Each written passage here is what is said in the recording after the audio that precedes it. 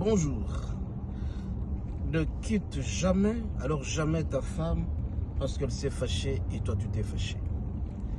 Bien aimé, on a toujours dit que la colère est passagère. Mais la plupart des fois, les hommes, quand ils sont très fâchés, très montés, ils prennent certaines décisions. Alors je vais m'adresser à toi, toi qui vis en couple. Tu dois savoir que à chaque fois qu'il y a une offense qui est commise, chaque fois que tu te chamailles avec ton épouse, avec ton conjoint, fais en sorte que cette colère ne reste pas structurelle. Tu dois savoir, mon bien-aimé, que la colère est conjoncturelle, donc elle est passagère. La plupart des personnes, quand ils sont fâchés, ils ont tendance à partir immédiatement. Alors quand tu pars, tu te rendras compte après que tu t'es fâché inutilement. Alors je m'adresse à toi, la femme qui m'écoute à cet instant. Très souvent, tu peux suivre des racontars. La troisième personne viendra te dire, on a rencontré ton mari avec telle femme, avec telle autre personne, telle autre femme. Parce que très souvent, ce sont les femmes qui viennent vous raconter que votre mari, on l'a trouvé avec une autre personne. Et tu penses à la fidélité, tu penses à l'adultère. Alors je viens te dire, le mari qui t'a épousé, c'est un seul mari.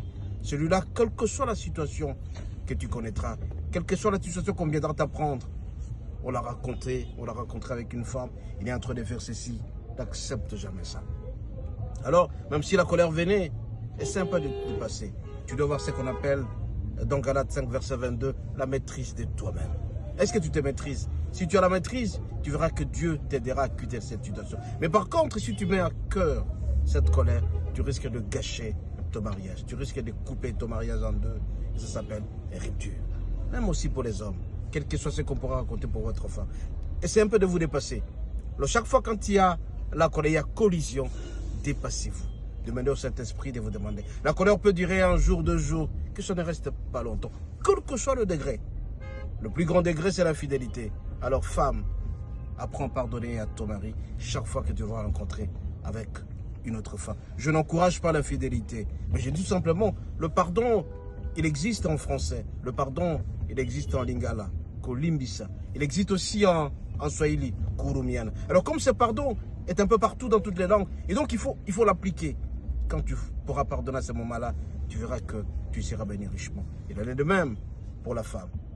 Et je disais pour l'homme. Qu'à l'homme, on apprend quelque chose de mauvais. Pour sa femme, il faut savoir pardonner. Tu dois tout pardonner. Sauf peut-être pour l'homme, tu ne peux pas pardonner l'infidélité à ta femme. Mais la femme peut savoir pardonner. Soyez richement bénis et à la prochaine.